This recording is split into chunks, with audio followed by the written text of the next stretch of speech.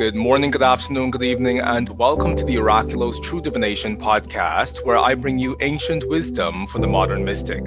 I'm your host, Mychal A. Bryan, and joining me today, all the way from Wales, is Mr. Dylan Warren Davis. Dylan, thank you so much for being here. Thank you, Mychal, for inviting me. Dylan, I'm super excited to dive into the conversation that we're going to be speaking about today.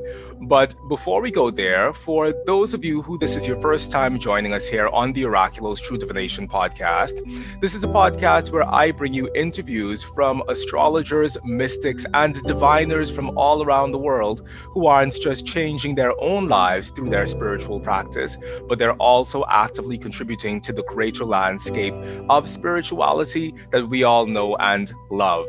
And for this month of October, we are running our celebration of the month of magic, which means that we aren't just focusing on our typical astrological interviews, but I'm also bringing you interviews from other people who represent other portions and branches of the Western esoteric tradition.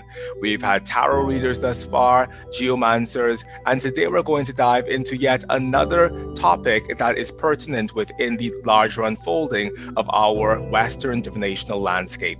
So if you want to continue to be a part of the magic and the momentum that we're building here on the Oraculos True Divination podcast, give yourself a moment, go down below, hit the like button, but also hit the subscription button and also the notification bell so that you receive notifications of when I bring you these interviews each and every week. Now, Dylan, once again, the pleasure is truly mine to have you here with me today on the show because I have had a copy of your book on Cheiromancy, The Hand Revealed, for about, I dare say, 15 years now. And here is my personal copy of The Hand Revealed. And I learned from you today, Dylan, that this was actually the first edition. That's right, 1990. 1990. Wow. Yep. So it's supposed to be 30 years old now. That's right.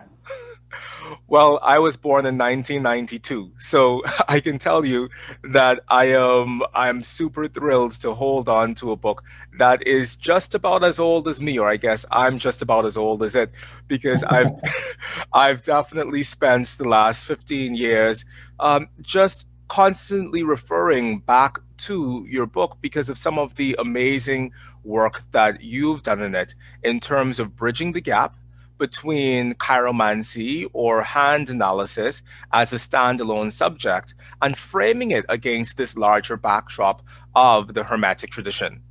So, can you tell us, Dylan, just a bit about what inspired you to write a book like this in the first place? Wow, that's a very big question for me. It's all tied up with my journey. I was at school when I experienced a lot of conflict. Schooling for me was daily torture. Psychologically, I had dyslexia. People know about inability to read things accurately, dyscalculia, so that you can't add up correctly. There was dysgraphia, so writing was heavy and labored, and dyspraxia, so I was uncoordinated. So fitting in with academic institutional work was absolute torture. It generated a huge amount of inattention, and to cut a long story short, it culminated me in discovering yoga when I was about 17. So it meant I then went off and I found my teacher, and I then was proficient in doing sort of hatha yoga, pranayama, meditation, all before I left high school. And in the last year of being at high school, doing the yoga made such a difference. I learned to overcome all the stresses and tensions. I learned to let go of all the conflict. And it suddenly created a desire for learning. When I was going through all the torture of school, the last thing I wanted to do was learn anything. I didn't see any purpose. If it just meant psychological torture on a daily basis, what is the point of studying? Once it was all stilled and I got my inner clarity, then I became hungry for knowledge. And just to give you one example, I studied biological sciences at school, and one of the torturous parts of it was looking down a microscope and drawing cells and then labeling them. And I couldn't draw for toffees. And I remember my biology tutor saying, "What are these?" And basically, I had no answer. I mean, they were like huge different life forms, nothing to do with what was actually down the microscope. So I got this daily ridicule at school. And then I did meditation. I had an inner stillness. And then I looked down the microscope, and suddenly it was a realm of beauty. And from that point onwards, I became hungry for knowledge, and it sort of gained momentum. So when I left school, I was casting around for things I could do in my life. And out of the sort of conflict that I had, I realized I wanted to do herbal medicine. And I thought within the kind of philosophy of herbal medicine, there's the wisdom, respect for nature, there's the healing and the harmony and so forth going on in people's bodies. I felt an attraction towards it. More than that, my mother was a medical herbalist. So I was actually born into the perfect environment to learn about herbal medicine. And indeed, by the time I left school, I'd actually osmotically absorbed a huge amount of herbal information because I was overseeing what my mother was doing. I mean, I was there when she was learning herbal medicine and testing her on it. She grew herbs, so I was involved in helping her grow the herbs or helping her harvest them, making medicines from herbs. So osmotically, I've absorbed all this information. And one of the principles of yoga is you're always in the best possible situation to learn from in life. What is important is to cultivate the right attitude to learn from your circumstances. And after I'd had this sort of inner stillness that the yoga helped me discover, I made that connection. So that was my calling, if you like, to become a medical herbalist. So fast forward a few years, and I started my training. I embarked, and I met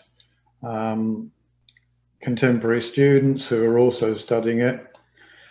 And the first big gathering we had, the first seminar, I met a girl. We became instantly friendly, and it's just one of those catalytic interactions. We just sparked off each other. That evening, a group of us went to an Indian restaurant, and we had a meal together, and we waited ages for the food to turn up. We'd all ordered, we were starving, we'd had a long day. And this girl, Barbara, grabbed hold of my hand and started reading it. And I just let her go for it.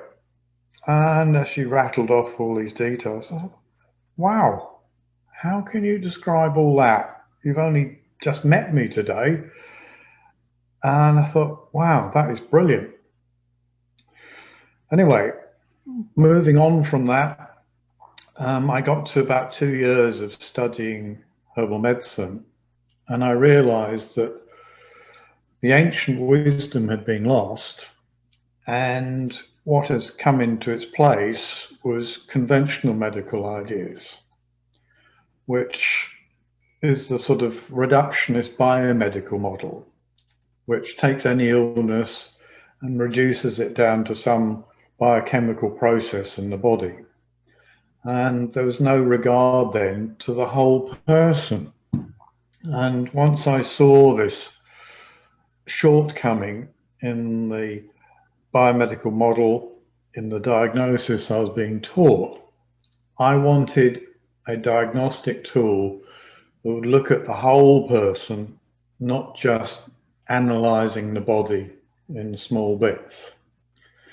And at the time I thought, well, the two disciplines that came to mind, I thought, well, one would be astrology and the other would be reading the hands. And of the two, my first choice was reading the hands. To me, it was more concrete. It was kind of, the hand is a specialized part of the body. So it's entirely logical to me that its form and its structure should very much reflect what is going on inside that person's body. So that's what made me focus on it. But that girl, Barbara, introduced me to a guy who taught me Chinese Buddhist yoga. And I studied with him for a couple of years while I was doing the herbal medicine. And finally turned around to me one day and said, "Hey, Dylan, you don't do hand reading, do you?" I said, "No." "Well, you ought to. You really like it." And that coincided with my philosophical decision of needing a holistic diagnostic tool. And he said, "Right, I've got a class starting next week, be there." So that's how it happened. So my first class, it was just like, wow, I know this knowledge. I just felt I took to it like a duck to water. And I just couldn't get enough of it. I found the first class blew my mind. And I thought, wow, this is incredible. This is just what I needed to learn. And it gained momentum. Within 6 months, I was doing hand readings professionally and I was teaching it. And I suppose I spent a good 10 years doing that this was in the early 80s, right through to the 90s. And that's when I felt I needed to do the book, because I've been teaching small groups, I've been teaching seminars, I've been traveling extensively around Britain. And I met a lot of people. I could see there was a receptive audience. And I thought, well, if I can do a book, I can reach more people. So that's what inspired me to write the book, The Hand Reveals. And it was basically stuff that was in my head for 10 years that I've been trying out, I've been teaching, till finally I got it down in black and white in book form. So, at what point in time, Dylan, did you make the connection within yourself between the Hermetic tradition and the art of hand reading? Or was that something that was built in to your initial study of hand reading with your first teacher? It wasn't part of my first training. As I say, my first teacher was a Chinese Buddhist priest. And in China, within Buddhism, within all the mudras, the ritualized hand positions that you see in statues, in meditation and so forth, there's a whole kind of esoteric knowledge there. And that's what he taught me. But as I practiced hand reading, I came to the realization that the Buddhist knowledge had evolved within the Oriental psyche. There is a difference between psyches and different cultures. And I came up against a certain sort of invisible wall, sort of like a glass wall I couldn't get through. For me, the Chinese knowledge was not connecting fully with Western people who I was encountering. So it then led me to the point I needed to understand the Western tradition of hand reading. And that's when I turned my attentions to palmistry. But a lot of palmistry has kind of like lost its tradition. A lot of the knowledge is being carried on by rote. You know, people write books and people copy books and so on. But very few people had the kind of inner illumination to make sense of it. And as I kind of focused on that problem, as I sat in meditations, suddenly information was coming to me. By that point, I'd also studied astrology, so I was familiar with more of the language of the science of astrology. And the ideas that were percolating through to me were kind of astrological ideas in relation to the hand. So I then thought, well, where is this stuff coming from? As I sat for meditation, as I took notes, it was taking on a coherence all of its own. So I simply inwardly asked, where has this stuff come from? And one day I heard from the Hermetic tradition. So I then studied more about the history of the Hermetic tradition. And again, I could see how astrology and various other divinatory disciplines have all kind of evolved out of the Hermetic tradition. And at that point, I started to make a breakthrough. I was no longer blocked, and I found much more connection to the Western psyche, because I believe the Hermetic teachings, as they've originated in Egypt, have permeated through Christianity, through alchemy, through astrology, through the Freemasonry tradition. And people are influenced by it today, but maybe not consciously. People reflect on it and think, wow, this is incredible.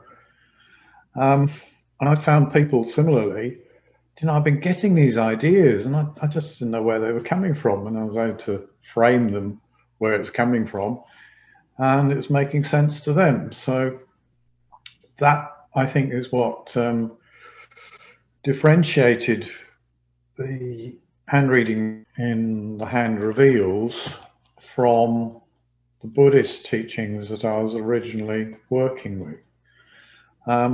But that said, I think there's a lot of wisdom within the Buddhist tradition, and there's a lot of overlap between the two. So a lot of what I learned through the Buddhism has helped me understand more of the Hermetic teachings and so on.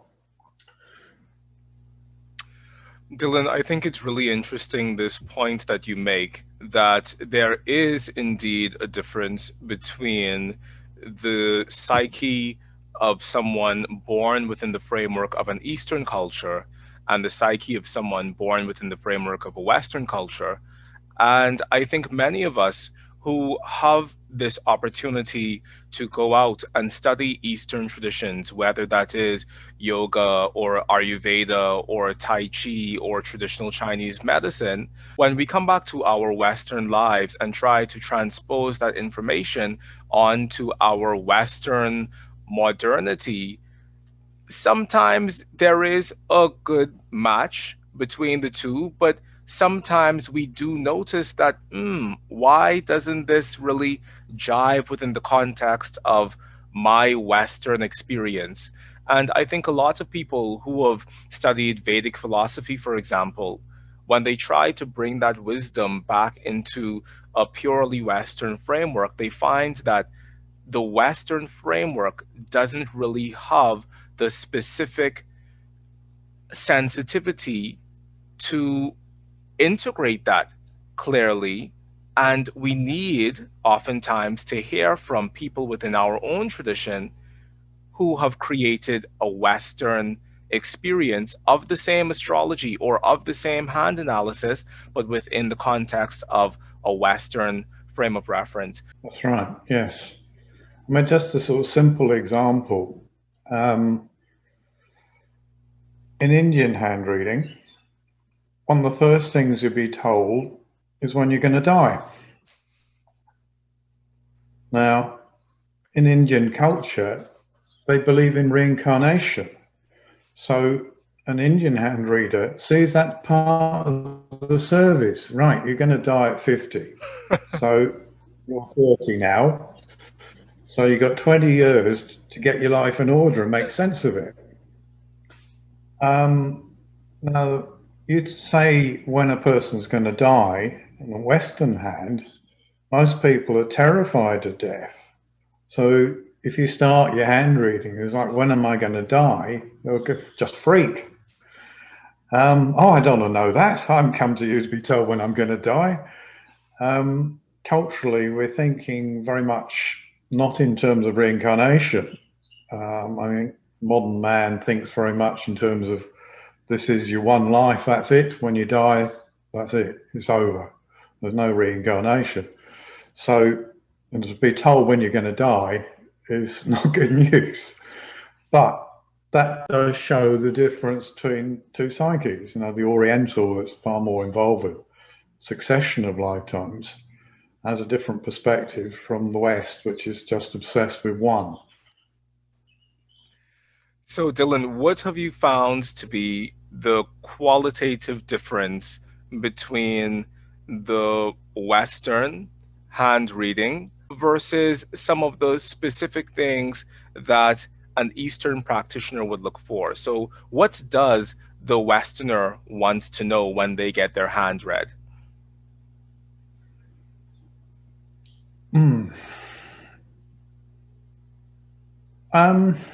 I think there's a generality with which people come to have a hand reading. I think the most important issue that brings people to have a hand reading is emotional stuff. You know, is when am I going to meet someone? Or if they're in a relationship, is this relationship going to last? Will I marry this person? Will I have children? And all those questions actually show their underlying sort of tensions, conflict that aren't fully resolved. So emotional uncertainty is a factor for one set of reasons. Another area is, if you like, vocation. No, Western education is very much orientated toward, right, what topics are you good at school? Right, what career matches those topics? Right, you need to go to university to do that sort of pathway. Whether a person actually inwardly connects with that material or not. So the idea of going to university to study something vocationally, so if they're just interested in it, not necessarily to have a job in it, has become increasingly difficult. So I have met many people who've come to me for hand readings who they've got their degrees and even started the sort of a career pathway, and they get to about 30 and think, no, this is rubbish. I can't stand this work. This is not me at all. But financially, they've kind of engaged themselves in a particular pathway and they need to keep working at something they don't like. So they want to find what it is that their real calling is, and that's when a hand reading is appropriate. So a vocational reading is important. I think they're the two main ones. Because I'm a medical herbalist, people will come to me primarily for health reasons. So I'll look at diet and so forth in relation to their case history and then choose some herbs that are appropriate.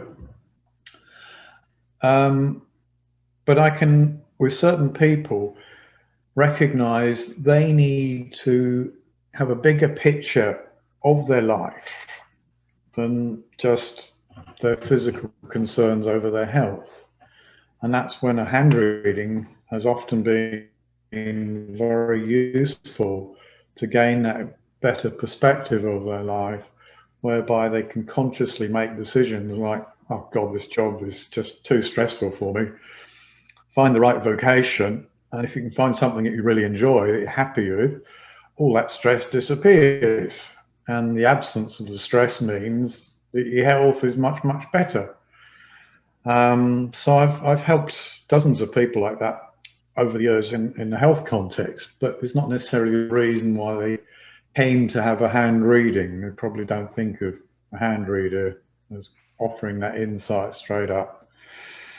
Similarly, I've had people who've been undergoing psychoanalysis, work on themselves, maybe kind of like spiritual discovery. Maybe they've discovered their family issues that they're trying to work through. Maybe they've had an astrological reading, and I think, well, maybe the hand reading can shed further light. So I have had a sort of category of people coming to me for what the hand actually shows. So I think it's a very, very useful tool. I mean, what people don't realize, but the psychologist Sigmund Freud actually said no psychoanalysis was actually complete without a study of the hand. And the way that, you know, science sort of poo-poos hand reading, there is a sort of founder of modern psychology, and he was very interested in it. And Carl Jung, another big figure in Western psychology, he had a friend called Julius Speer who read hands, and in conversation with him, he actually confessed, I wished I'd actually focused on hand reading earlier on in my career. By then he recognized it was too late to study it and use it within his psychological practice. But I think he would have done had he made that connection earlier in his life. So, I mean, I've had people, for example,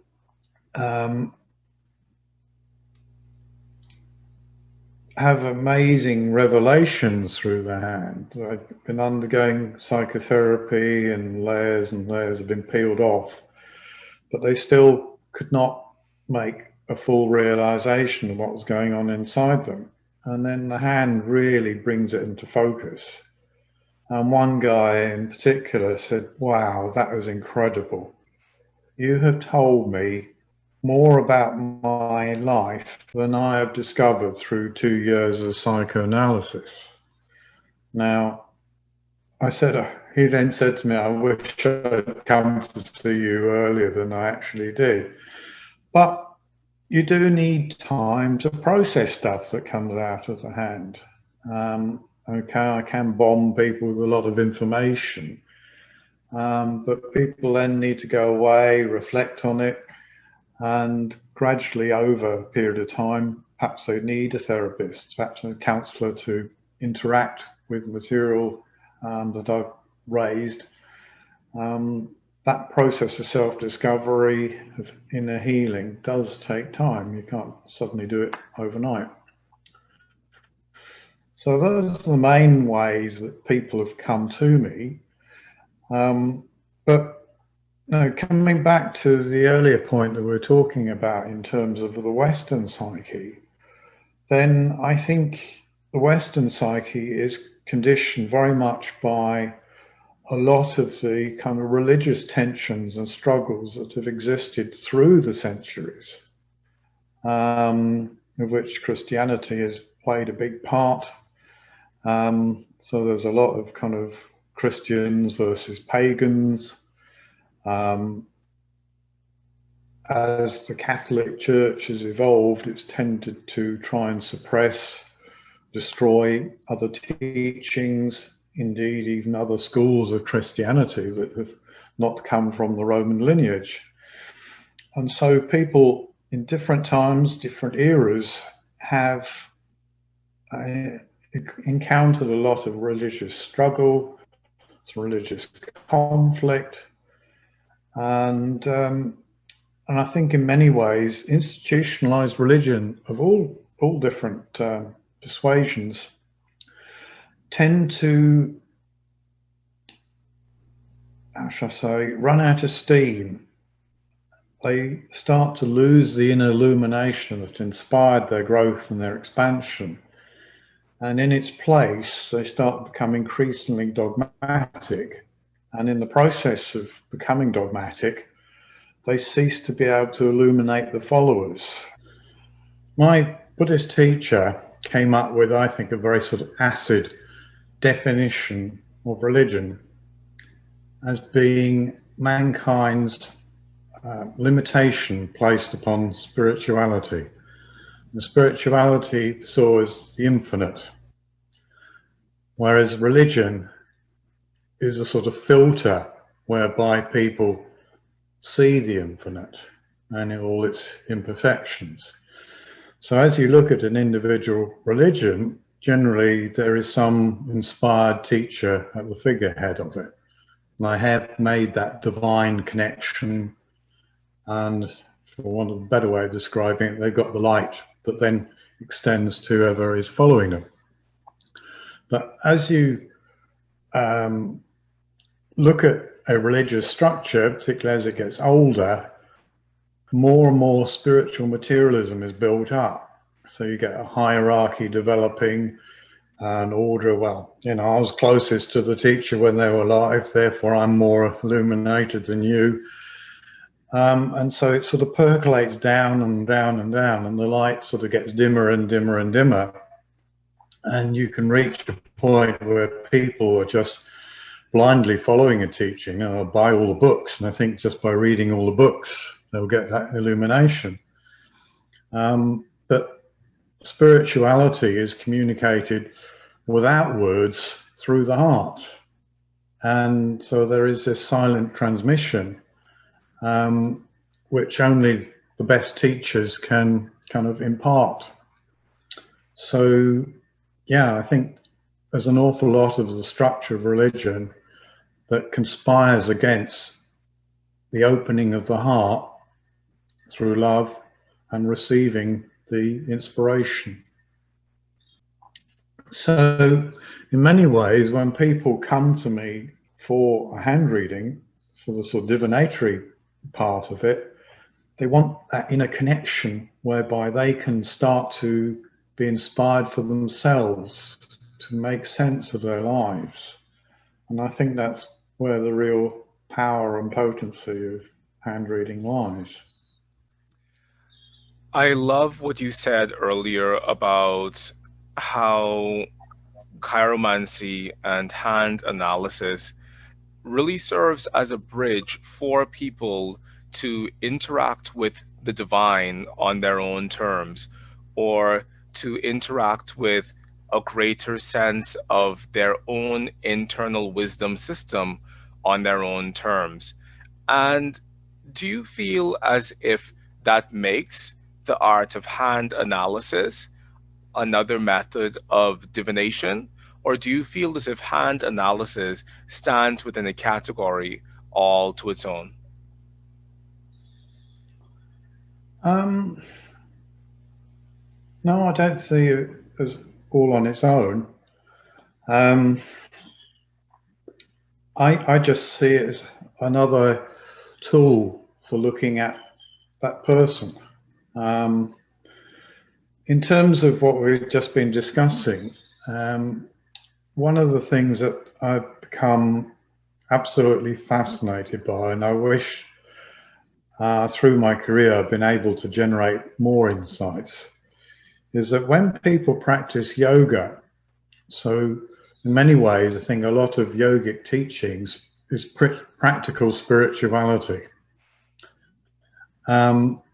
where people control their breath through pranayama, where they become aware, develop awareness through different asanas, different positions, learn how to still the mind, stop it playing its games, then that massively increases the power of their vital force, their chi, their prana. And in turn, as it becomes more harmonious, then the lines on the hand will change. A lot of people think the lines on the palm are just sort of crease marks as a result of moving our hands like this. But no, if you take these longitudinal lines, there's no way the hand can actually move to create longitudinal lines. So all the lines are flows of energy synonymous with the flow of energy within our psyches. So as we harmonize the energy within us, so the lines can change. And in my book, I've got a lovely example of a yogi who was in a hell of a state when he first took up yoga. He was basically a drug addict and a dropout. And then he got instilled into positive yogic teachings. He was in a monastery, so there's also the structure of the daily life of the monastery. And after 6 years, it was like the lines on his hands were completely wiped clean. So you can see wonderful changes like that. That kind of illustrates very much how the lines tune in to the person's psyche, and that you can sort of see that in the old palmistic ideas that in 10 years' time, maybe a major tragedy will be coming your way. But that's not how I work. If that is there in the hand, then the factors conspiring to create that are already present now. So if this is a future conflict, what is it you're doing now that's at fault that will generate that conflict? And as you look through the hand, you can see patterns that a person needs to understand that's contributing to that conflict, so that in 10 years' time, when they get there, the conflict ceases to exist, and the event can obviously still happen, but they can handle it. Eureka, I know what it's about now. Whereas previously, oh my God, that's happened to me, what can I do? My life is falling apart. They're primed, they're ready to experience it in a meaningful way, and they're able to learn from it.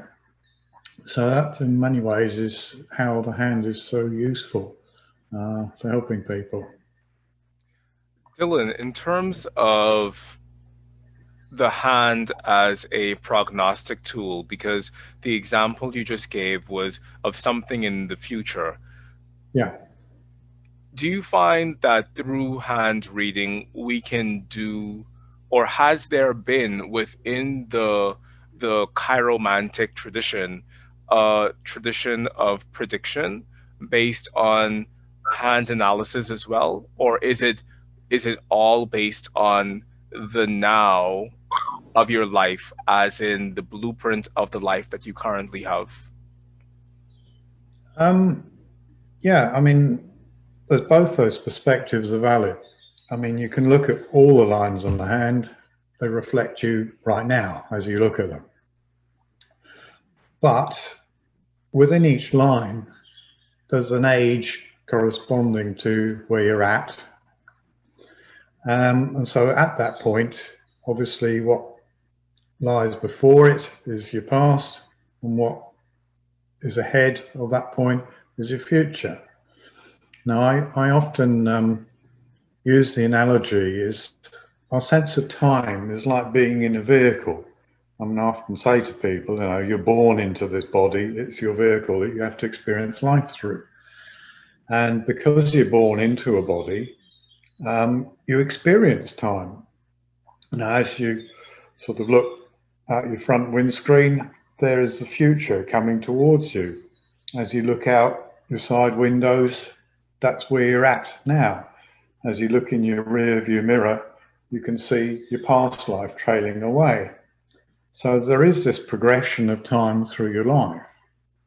But if at that same moment in time, rather than being in the car, you're in a helicopter, you would have the past, the present, the future all arranged in the present. So you can see the journey the car could be making. You can see, 10 miles down the road, the bridge has collapsed. If you carry straight on, you just career over into the river. Having that overview enables people to change their lives. I think that's probably the most useful thing, is rather than say, well, this is going to happen to you at such and such a date, or that's going to happen at another date. It's far more creative to see, well, what is happening here, and get them to understand and identify with the various patterns so they can choose. It's not up for the hand reader to tell them, right, you're going to have a car crash at 28 or whatever. You're merely the observer who's been asked to be in a position to interpret what's going on in a person's life. So you're just digging that out, making it into a form that the person can connect with and understand, and they then have to make their own decisions and experience whatever they're going through. So, do you find, Dylan, that the various quote unquote promises of a person's life are already inscribed within the palm of the hand? Or is it that if I meet someone who I'm deeply in love with right now in this moment, could I also gain information on that relationship within the palm of my hand, even if it is a new relationship or it isn't something that has had that much of a long term impact on my life? Could I still analyze a recent occurrence within my life through having my palms read? Yes, yes. I mean, it's an interesting relationship because obviously the whole sexual interaction is an exchange of energy between two people. And depending on the quality of the relationship, whether it's loving and harmonious or whether it's conflictive and aggressive, violent even. So different types of energy are going to come into a person's hand. Now, before you kind of meet that person, before you get together, the hand is quite likely, if it's a major event in the person's life, to have some sort of formative clues that's going to come along. But over, say, a decade or so of a relationship happening, there can be a huge amount of exchange energy between people. And were you to have a hand reading before it starts and one 10 years later, you could really see the impact that that relationship has had, for better or for worse, on that person's life. So the lines are very dynamic. I mean, a lot of people think of the lines as being very fixed. They are flows of energy, and whatever influences that flow, whatever changes that flow, if it becomes prolonged, then gradually the lines will accommodate that transformation. Now, I know that you had said that you eventually also took up astrology as a standalone practice and that that greatly impacted your approach to hand analysis. What do you think the astrologer stands to gain from picking up the practice of hand analysis and integrating that within their larger astrological profession? Well, I see the hand as being much more manifest, much more pragmatic. And the relationship between the two I've often described to people is the astrological chart is like a map, but many different people can hold the same map, and according to different people, they will interpret in different ways or be taking different journeys on that map. So you have that moment in time that's recorded in an astrological chart. It's quite specifically how that is manifesting in the person is shown in the hands. You know, the hands you've got is the vehicle that you're born into. So I think it's very interesting in terms of really making a lot of the astrological knowledge concrete. I mean, we've been talking about events and circumstances in our lives. You can spot moments in time when a person is going to have a major experience. Sometimes it may not be clear from the hand, it's such a big experience. You then look at the chart, and then there's often major configurations of aspects and things, either by transit or by progression, that become switched on. In which case, the map of the astrological chart would enormously illuminate that moment in time that you can see etched so clearly in the hand. Now, I hear you mentioning the hand in particular. Which hand exactly, of our two hands, which hand should we be reading when we either read our own hand or we read somebody else's hand? Should I be reading the left hand because I'm left-handed? Or is there a difference between which hand you choose to read? There is a polarity. Now, most people are either right-handed or left-handed. And because of that, whatever is their active hand, you do things more with it, and consciously you then direct more energy through into that hand. The converse is true with the passive hand. You use it less, so less energy will have gone into it, and consequently the patterns that are innate there reflect more of the past, what you're sort of born with. So ultimately, you put the information from both hands together and see where a person was born and the qualities they've got, and then see what they're currently manifesting. I mean, it could be a person has drawn from talents and abilities that are shown in the left hand and they've flourished with it, or it could be like the vocational analysis. They've come at a total moment of crisis, they realize they're not doing what they feel they should be doing. In which case, very often the passive hand is more telling. You can then see, well, if that were the passive hand, this is what a person should be doing. So digging out the information from there will then help them unlock the present to influence the future. So it's a polarity which gives you a chronological perspective of a person's life. Now, if you're doing, if a person's undergoing some form of psychotherapy, analytical work on themselves, then it's all to do with the past. You know, the parent's psyche is very much stamped into the passive hand. So in kind of coming to terms with the various energies of the parents, the mother, the father, and what they represent to the person, the information from the passive hand may be enormously valuable. So ultimately you read both. But if you can't read one, you can't read both. So in my kind of instruction, I just largely explain one hand, and then there's a chapter of my book whereby you put the two together. So both hands should be read. That's right. Ultimately.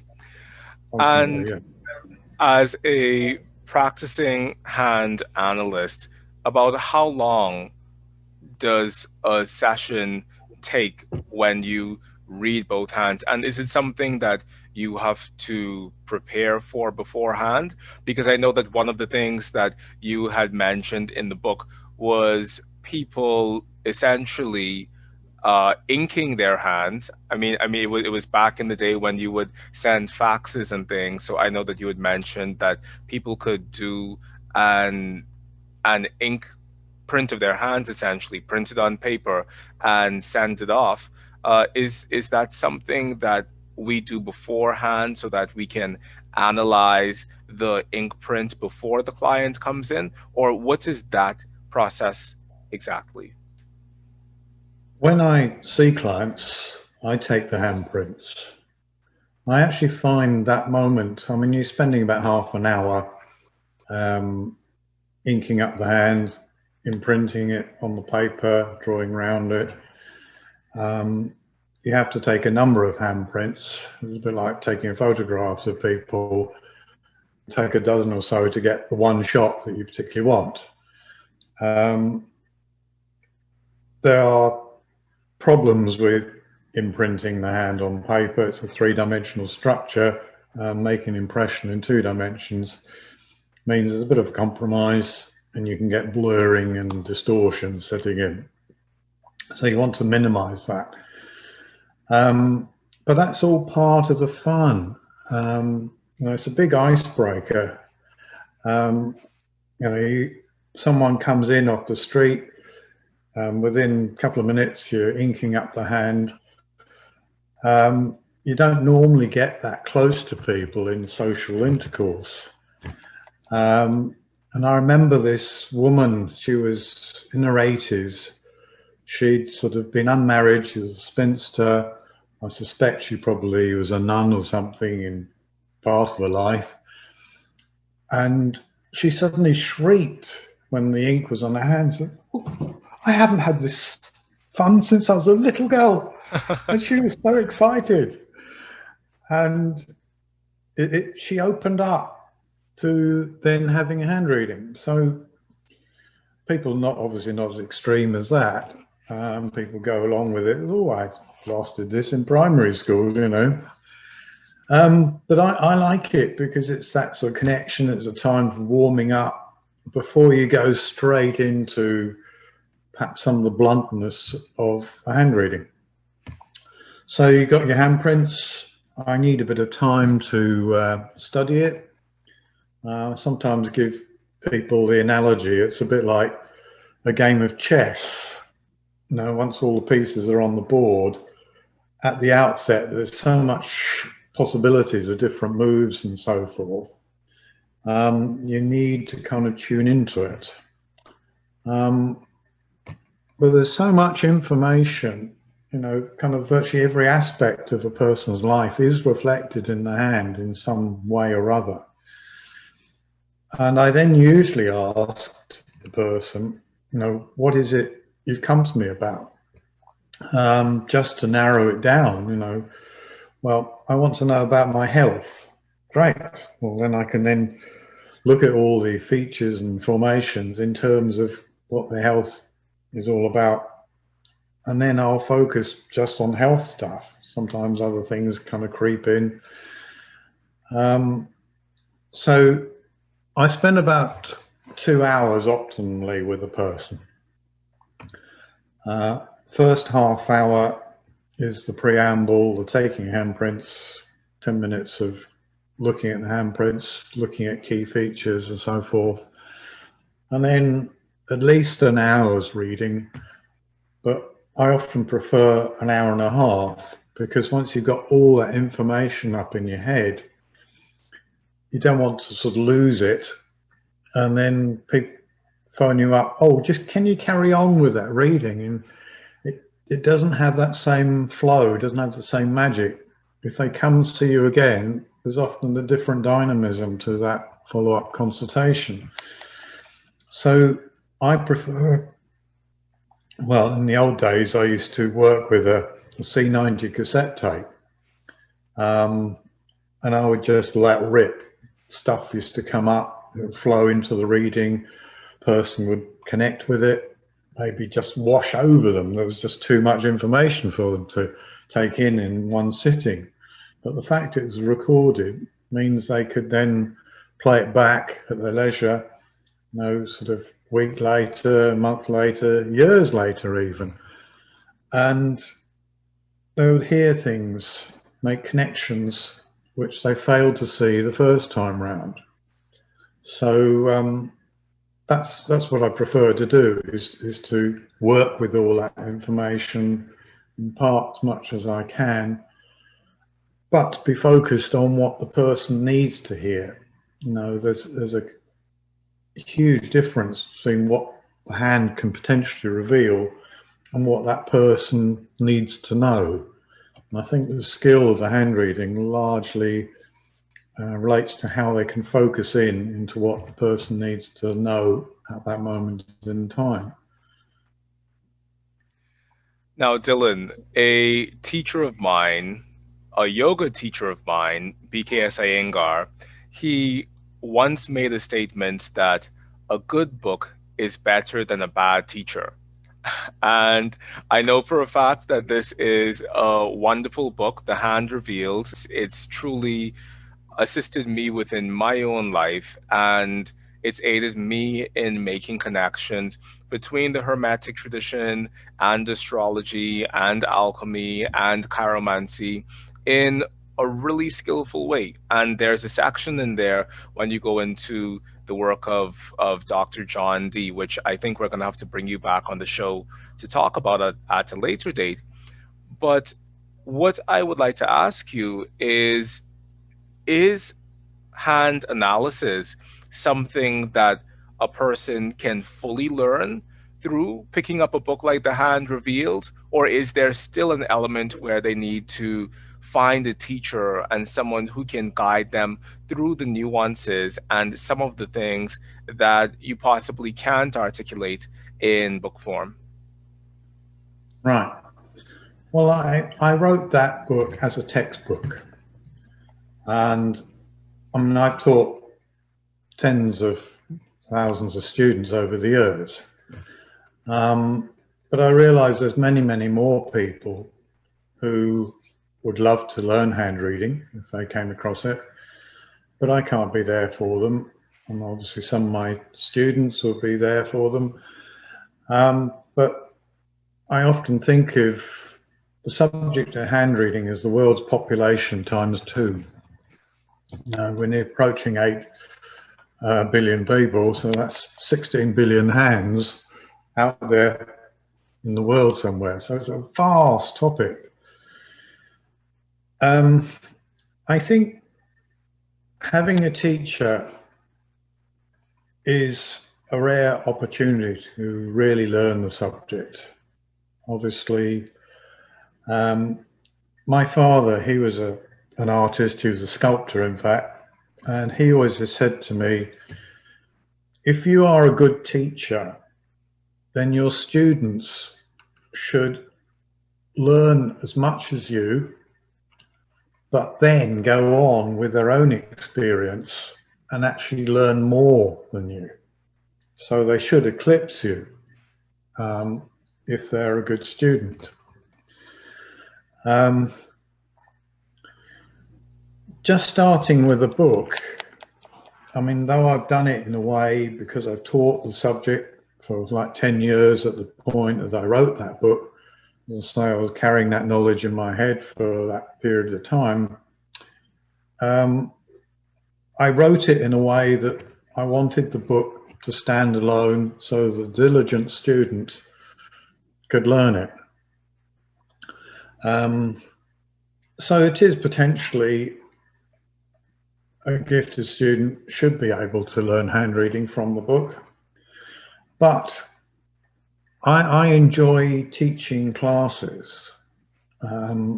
If you've got, say, a dozen students, you've got a dozen handprints right away there in that room. And so anything I say is, oh, what have you got in your hand? And what have you got on that hand? And so people are automatically comparing and things. Well, mine doesn't look like that. Why is mine different?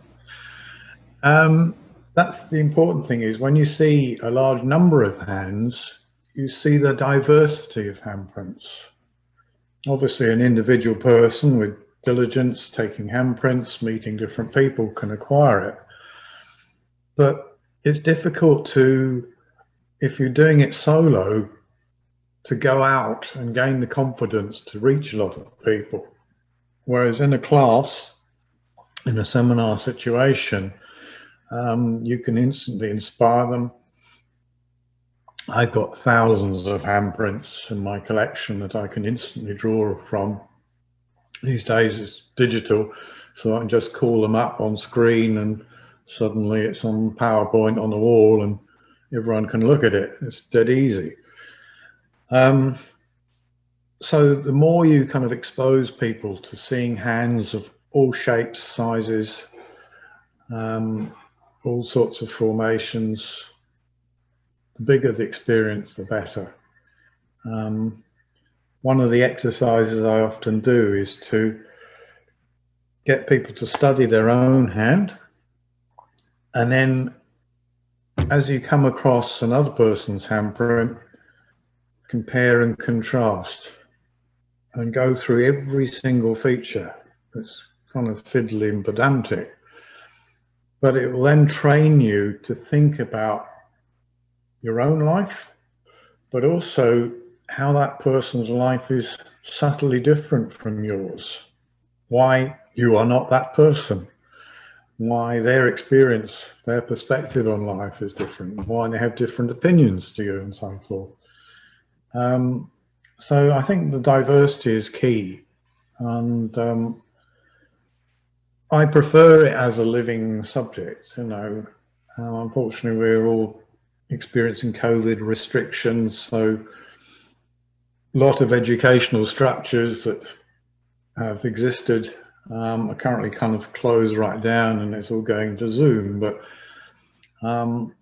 I'd like to sort of do teaching in Zoom format, and I think once my hand reading book is re-released, hopefully early next year, then it's quite possible with Zoom that I could, you know, hook up with people and do it all over the world from the comfort of my living room and the laptop. And that would be fabulous, you know. You've got one person in the States, some person in Europe somewhere in Africa, Australia. If they can all hook up in real time, then you've got enormous cultural variations there and then in your one class. Whereas previously, when I was busy teaching it, I was largely doing the bulk of it in London. Now you've got a sort of very local population there to draw from. I mean, okay, because London's a very cosmopolitan city, you've got all sorts of cultures there.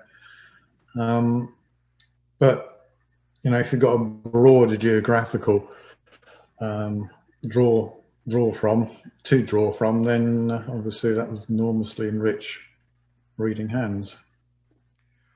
Well, Dylan, I can't wait for your new edition of the Hand Reveals to be revealed and to be released and to be released to all of us, because like I've said, this book is truly an incredible book, and all of our listeners and viewers should go and grab yourselves a copy. And also, if you can stave off the enthusiasm and wait until next May, when you said it's the fourth edition, yes?